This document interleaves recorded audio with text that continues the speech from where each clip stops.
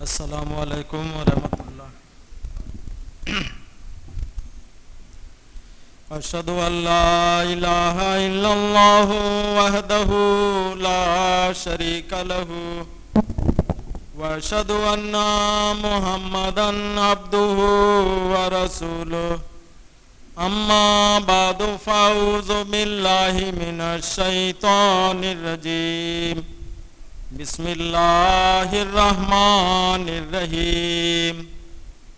قد تبین الرشد من الغی فمن یکفر بالطاغوت ویؤمن باللہ فقد استمسک بالعروۃ الوثقی لا انفصام لہا واللہ سمیع علیم۔ خلائق کے دل تھے یقین سے تہی، بتوں نے تھی حق کی جگہ گھیر لی، ضلالت تھی دنیا پہ وہ چھا رہی کہ توحید ڈھونڈے سے ملتی نہ تھی، ہوا آپ کے دم سے اس کا قیام، علیک الصلاۃ علیک السلام۔ قابل احترام صدر اجلاس محترم جناب ضلع امیر صاحب بھدرک، قابل احترام ضلع امیر صاحب بالاسور،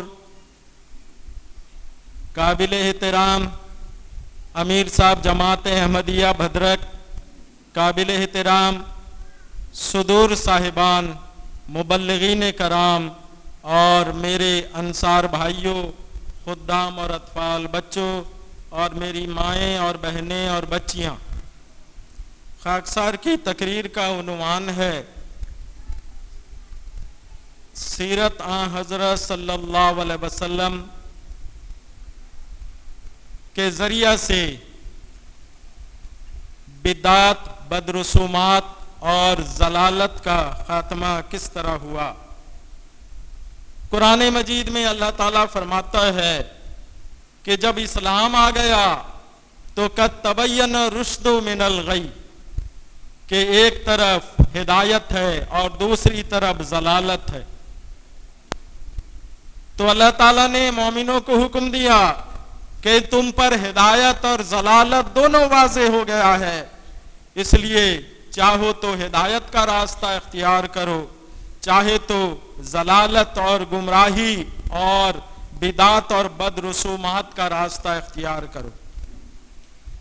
ہمارے پیارے آقا حضرت رسول اکرم صلی اللہ علیہ وسلم کی ایسے زمانے میں بعثت ہوتی ہے کہ شرک اور جہالت دنیا میں پھیلی ہوئی تھی، جس کا ذکر اللہ تعالیٰ نے قرآن مجید میں کیا ہے، ظہر الفساد فی البر والبحر، خشکی اور تری میں فساد برپا تھا۔ خشکی سے مراد وہ قومیں جنہیں روحانی پانی نہیں پلایا گیا تھا، یعنی وہ شریعت کی تابع قوم نہیں تھی، وہ بھی خراب ہو گئے تھے۔ اور والبحر فی البر، خشکی اور تری سے مراد وہ قومیں جن کو روحانی پانی پلایا گیا تھا، یعنی تورات، انجیل، زبور جیسی کتابوں کے وہ ماننے والے تھے۔ یہ جو تری ہے یہ روحانی پانی ہے، اور جو خشکی ہے وہ قومیں، مشرک قومیں جنہیں کتاب نہیں دی گئی تھی یا وہ اس کتاب کے ماننے والے نہیں تھے۔ روحانی پانی کو یہاں پر بتایا گیا ہے کہ تری اور خشکی۔ چنانچہ حضرت مسیح موعود علیہ السلام نے بھی اپنے آپ کو روحانی پانی قرار دیا، فرمایا میں وہ پانی ہوں کہ آیا آسمان سے وقت پر، میں ہوں وہ نور خدا جس سے ہوا دن آشکار۔ چنانچہ اسلام آ گیا، اور اسلام نے آ کے سب سے پہلے شرک کا خاتمہ کیا، ان الشرک لظلم عظیم۔ قرآن مجید میں اللہ تعالیٰ فرماتا ہے یقیناً شرک بہت بڑا ظلم ہے۔ اللہ تعالیٰ فرماتا ہے ان اللہ لا یغفر ان یشرک بہ، کہ اللہ تعالیٰ شرک کو کبھی معاف نہیں کرے گا، وَيَغْفِرُ مَا دُونَ ذَلِكَ مَن يَشَاءُ۔ اس کے علاوہ اگر کوئی گناہ ہے تو اللہ تعالیٰ غفور الرحیم ہے، وہ اس کو معاف کر سکتا ہے، لیکن شرک کو اللہ تعالیٰ کبھی معاف نہیں کرے گا۔ ایسے ضلالت کے زمانے میں ہمارے پیارے آقا حضرت رسول اکرم صلی اللہ علیہ وسلم کی آمد ہوتی ہے، جبکہ 360 معبود کی عبادت کی جاتی تھی۔ قرآن مجید میں اللہ تعالیٰ نے ان کا ذکر کیا ہے جو ان کے مشہور معبود تھے۔ افرأیتم اللات والعزی والمناۃ الثالثۃ الاخری، فرمایا کہ کیا تم نے لات کو نہیں دیکھا، عزی کو نہیں دیکھا، منات کو نہیں دیکھا؟ اس کے علاوہ ایک اور معبود تھا جس کا نام حبل تھا، اور اس کے نام سے نعرے لگائے جاتے تھے اولو حبل کے۔ چنانچہ قرآن مجید نے شرک کا خاتمہ کیا حضرت رسول اکرم صلی اللہ علیہ وسلم کے ذریعہ سے، اور وہ مشرک صحابہ کرام ایسے بن گئے کہ اللہ تعالی نے جب یہ تعلیم دیا کہ الیوم اکملت لکم دینکم، کہ آج ہم نے تمہارے لیے تمہارے دین کو مکمل کر دیا ہے، واتممت علیکم نعمتی، اور نعمت کو ہم نے پورا کر دیا ہے، وہ رضیت لکم الاسلام دینا، اور اسلام کو ہم نے دین کے طور پر پسند کیا ہے۔ اور ومن یرغب غیر الاسلام دینا، اگر کوئی اسلام کو چھوڑ کے دوسری طرف بھاگے گا، شرک و بدعت کی طرف بھاگے گا، رسم و رواج کی طرف بھاگے گا، فلن یقبل منہ، اس سے قبول نہیں کیا جائے گا، جس کے نتیجے میں صحابہ کرام کی ایسی حالت ہوئی جس کا ذکر حضرت مسیح موعود علیہ السلام نے اپنے منظوم کلام میں کیا ہے۔ فرمایا صادفتہم قوما کروس ذلۃ فجعلتہم کسبیکۃ لکیانی، کہ اے محمد صلی اللہ علیہ وسلم، تم نے اپنی قوم کو گوبر کی طرح ذلیل پایا، لیکن حضرت رسول اکرم صلی اللہ علیہ وسلم کے قوت قدسیہ کے ذریعہ، اخلاق فاضلہ کے ذریعہ ان کو ضلالت کے گڑھے سے نکالا اور پھر سونے کی ڈلی بنا کے رکھ دی۔ چنانچہ قرآن مجید میں اللہ تعالیٰ فرماتا ہے ما آتاکم الرسول فخذوہ، فرمایا کہ جو تمہارے رسول نے تم کو دیا تم اس کو پکڑو اور تم اس پر عمل کرو۔ وما نہاکم عنہ فانتہوا، اور جس بات سے اس نے منع کیا ہے، بدعت سے منع کیا ہے، رسم و رواج سے منع کیا ہے، اس کو تم کلیتاً چھوڑ دو۔ اور لقد کان لکم فی رسول اللہ اسوۃ حسنہ، فرمایا کہ یقیناً حضرت محمد مصطفیٰ صلی اللہ علیہ وسلم خدا کے رسول میں تمہارے لیے بہترین نمونہ ہے، اگر تم اس کو اختیار کرو گے تو تم سرخرو ہو جاؤ گے اور تم ہدایت پا جاؤ گے۔ وَمَن يُطِعِ اللَّهَ وَالرَّسُولَ، اور جو بھی خدا اور اس کے رسول کی اطاعت کرے گا، فقد فاز فوزا عظیما، وہ عظیم الشان کامیابیاں اس کو حاصل ہو جائیں گی۔ لیکن کوشش ہم کو کرنا ہے جیسے صحابہ کرام رضوان اللہ علیہم اجمعین نے کوشش کی۔ قرآن مجید میں اللہ تعالیٰ فرماتا ہے ان اللہ لا یغیر ما بقوم، اللہ تعالیٰ کسی قوم کی حالت کو نہیں بدلتا، حتی یغیروا ما بانفسہم، یہاں تک کہ وہ خود کوشش کر کے اپنے حالت کو بدل نہ لے۔ کوشش کر کے بدلنی پڑے گی، خدا خود بخود تمہاری حالت کو کبھی بھی نہیں بدلے گا۔ حضرت رسول اکرم صلی اللہ علیہ وسلم نے بدعت بد رسومات کے خلاف صحابہ کرام کو حکم دیا، اور وہ زمانہ ایسا زمانہ تھا کہ صحابہ کرام نے شرک اور بدعت کے خلاف، رسم و رواج کے خلاف جہاد کیا، اور شرک اور بدعت کا نام و نشان تک نہیں رہا۔ فرمایا قرآن مجید میں اللہ تعالیٰ نے یا ایھا الذین آمنو، اے وہ لوگوں جو ایمان لائے ہو، ادخلوا فی السلم کافۃ، تم سارے کے سارے سلامتی میں داخل ہو جاؤ۔ ولا تتبعوا خطوات الشیطان، اور تم شیطان کی پیروی مت کرو۔ انہ لکم عدو مبین، یقیناً شیطان تمہارا کھلا کھلا دشمن ہے۔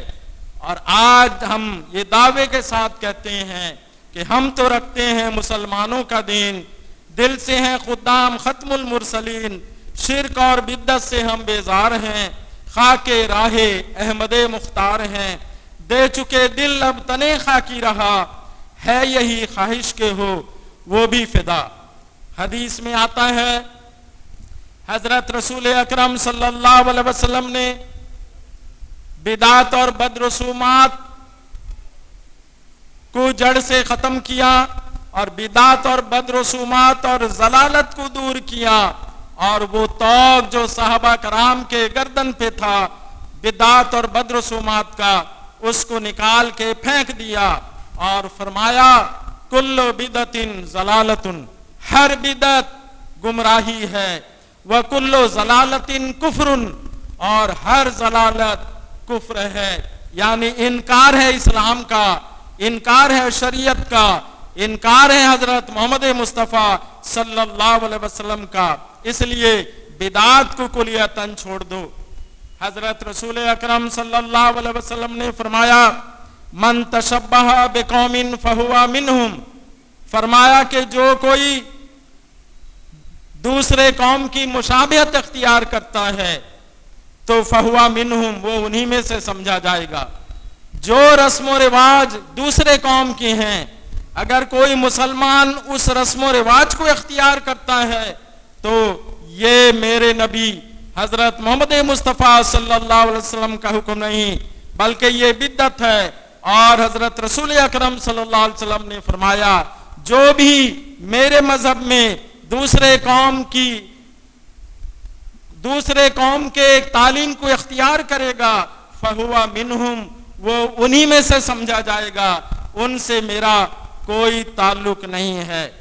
پھر حضرت رسول اکرم صلی اللہ علیہ وسلم نے فرمایا جو بھی بدعت اور بد رسومات کرنے والے ہیں ان کے تعلق سے حضرت رسول اکرم صلی اللہ علیہ وسلم نے فرمایا کہ جو بد رسومات اور بدعت اور ضلالت کی زندگی گزارتے ہیں، فرمایا لا یقبل اللہ تعالیٰ اس کی نیکی کو قبول نہیں کرے گا۔ لصاحب بدعت، ایسا آدمی جو بدعت اور بد رسومات کا شکار ہو، سومن اس کا روزہ قبول نہیں، ولا صلاتن اس کی نماز قبول نہیں، ولا صدقتن اس کا صدقہ قبول نہیں، ولا حجن اس کا حج قبول نہیں، ولا عمرتن اس کا عمرہ قبول نہیں، ولا جہادن اور اس کا جہاد قبول نہیں، ولا صدقن ولا عدلن صدقن ولا عدلن اور اس کا کوئی عدل و انصاف قابل قبول نہیں، یخرجو من الاسلام، فرمایا کہ آخر اس کا یہ حشر ہوگا کہ وہ اسلام سے خود بخود نکل جائے گا، کما تخرج الشارۃ من العجین، جس طرح گوندے ہوئے آٹے کے اندر سے بال کو نکال کے پھینک دیا جاتا ہے، گوندے ہوئے آٹے سے بال نکال کے پھینک دیا جاتا ہے، اسی طرح ایک دن وہ اسلام سے مرتد ہو جائے گا اور اسلام سے خود بخود نکل جائے گا۔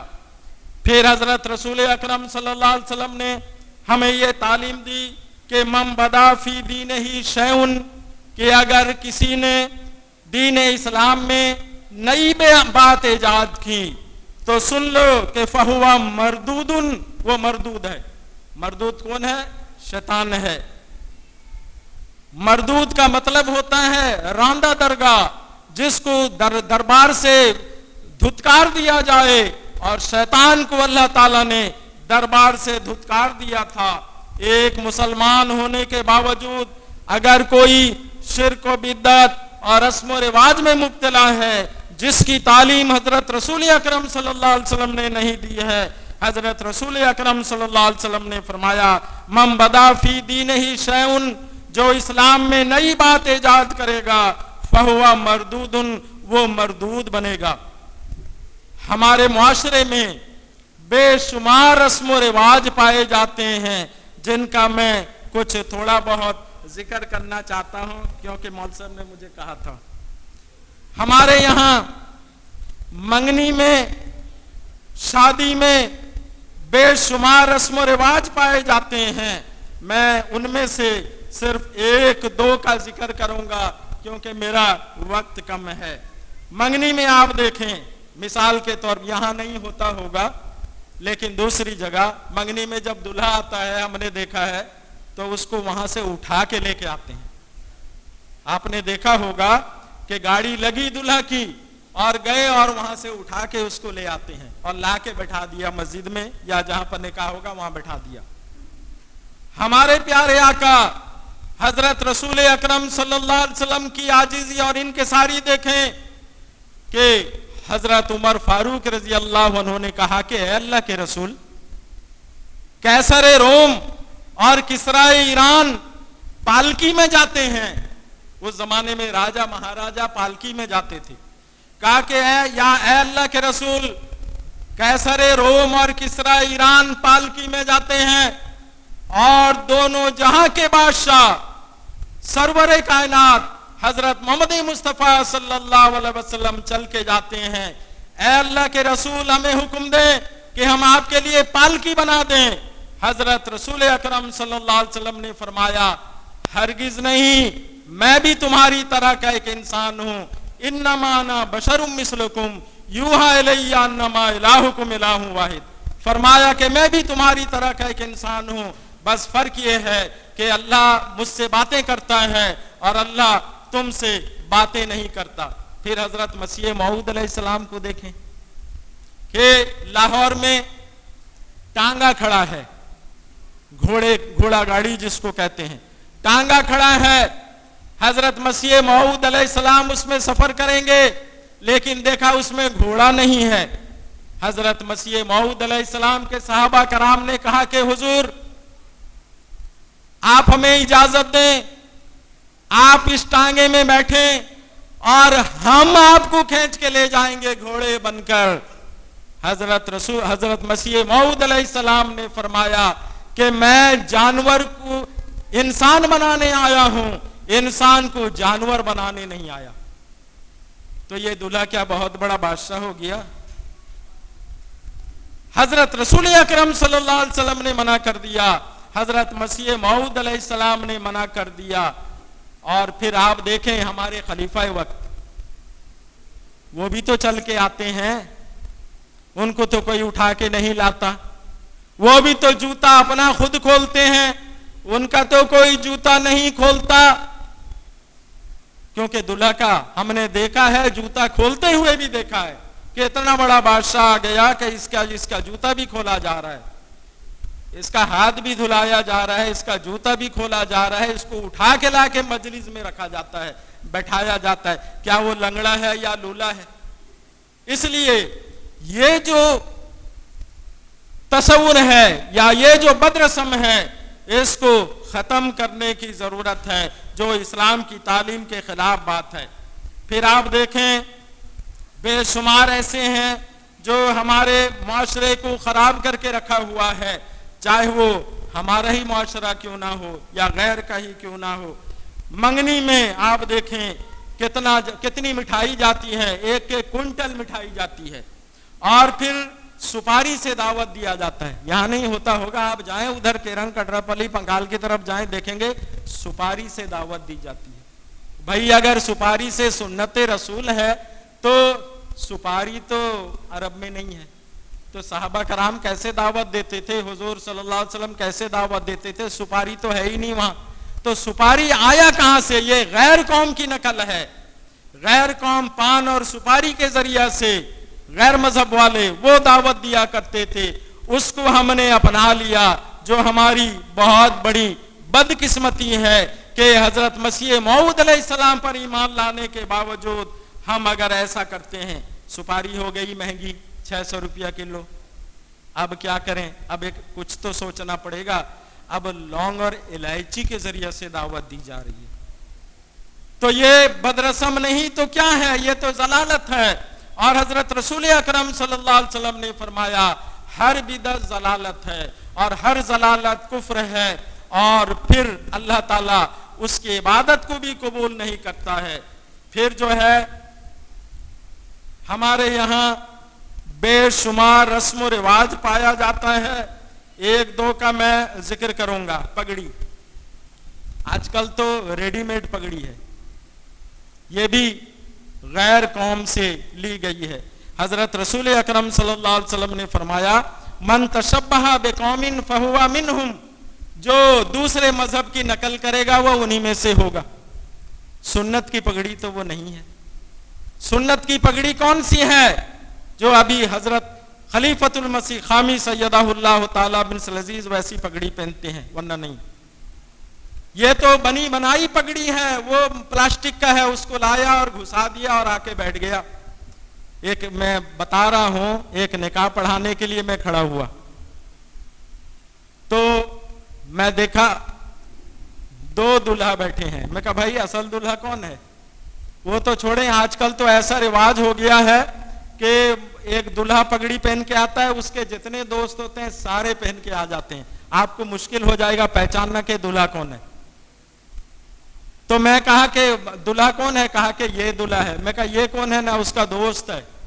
تو میں کہا یہ کس طرح کی پگڑی پہنا ہوا ہے؟ اب وہ پگڑی کیسے پہنا ہے دیکھیں، دلہا تو چلو پگڑی ٹھیک ٹھاک پہنا ہے جیسے حضور پہنتے ہیں، لیکن وہ جو اس کا دوست ہے اس نے جو پگڑی پہنا ہے وہ اس طرح سے نہیں، دلہا ہی ایسا پہنا ہوا تھا، وہ پہنا ہوا ہے جیسے رسی کی طرح سے بن کے اس کو ایسا پہنا ہوا ہے۔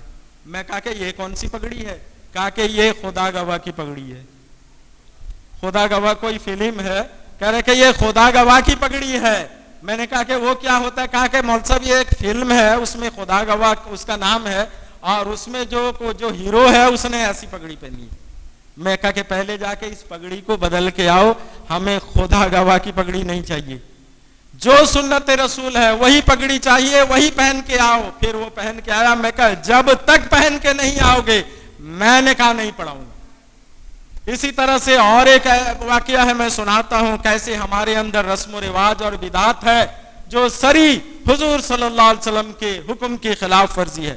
ایک کو میں نے دیکھا کہ وہ دلہا بن کے آیا اور دیکھا یہاں پر سندل لگایا ہے، کان میں ایسے سندل کا ٹپا لگا ہوا ہے، یہاں پر سندل لگا ہوا ہے۔ میں کہا کہ کیا چیز لگا ہوا ہے؟ کہا کہ سندل۔ میں کہا پہلے منہ دھو کے آؤ، سندل ہمارے دین اسلام میں نہیں ہے، دین اسلام میں سندل کا رواج نہیں ہے، وہ غیر قوم کی تقلید ہے جو تم نے کیا ہے، پہلے منہ دھو کے آؤ اس کے بعد۔ اور بعض علاقے میں بھی ایسا ہوتا ہے کہ جب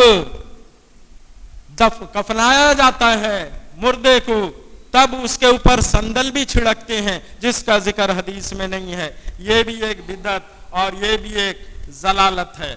پھر سونے کی انگوٹھی کا رواج آپ دیکھیں گے، گھر میں بچہ پیدا ہوا ہے، نانی کے گھر سے سونے کی انگوٹھی آ رہی ہے، سونے کا ہار آ رہا ہے، سونے کا چھلا آ رہا ہے، جبکہ سونا مرد کے لیے حرام ہے۔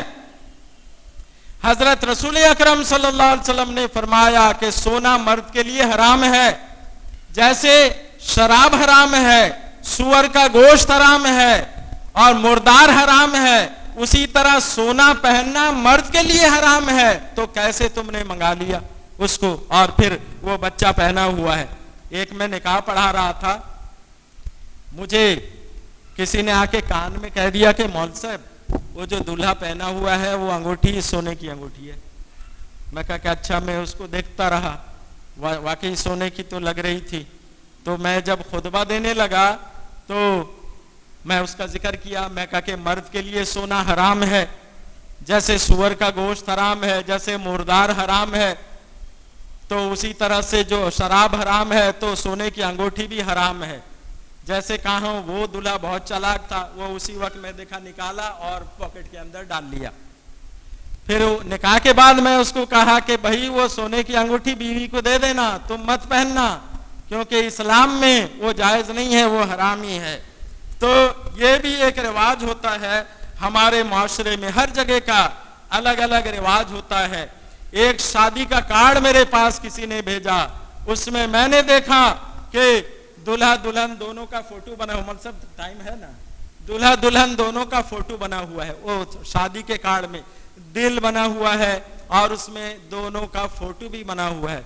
मैं कहा कि अच्छा ठीक है, इसकी शादी में जाऊंगा जरूर। और मैं गया और जाके देखा, जब जो पंडाल बना हुआ है उसके बाहर ही एक बहुत बड़ा एक फ्रेम लगा हुआ है, उसमें लड़का भी है और लड़की भी है। बताओ, हमारे मजहब के, हमारी जमात के, तो वो बना हुआ है। मैंने देखा कि कहा अस्तगफिरुल्लाह। फिर मैं क्या किया, उसके और थोड़ा अंदर गया तो देखा दो औरतें हैं, लजना तो नहीं कह सकते, मैं समझा, पहले समझा था कि लजना ही है हमारी, लेकिन वो थी हिंदू। तो वो जब उसके अंदर घुसा तो वो फूल मेरे ऊपर डाल रही थी, जो भी जा रहे हैं सबके ऊपर वो फूल डाल रही हैं, वो गेट में खड़ी हैं। उसके अंदर जब गया तो क्या देखता हूं, औरत मर्द सब मिक्स होके खाना खा रहे हैं, हल्का हल्का म्यूजिक बज रहा है और सारे मिक्स हैं। और फिर मैंने देखा, एक ही मिनट है बस। तो बहरहाल इस तरह का जो है हमारा माशरा खत्म हो चुका है बिल्कुल, जिसके तरफ हमें तवज्जो देने की जरूरत है।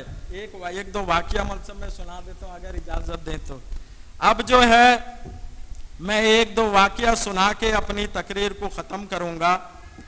ये जो काहिन के पास जाते हैं लोग, कहते हैं ना फलां है वो हाथ देखता है और बता देता है, फलां हुआ है चेहरा देखता है और बता देता है।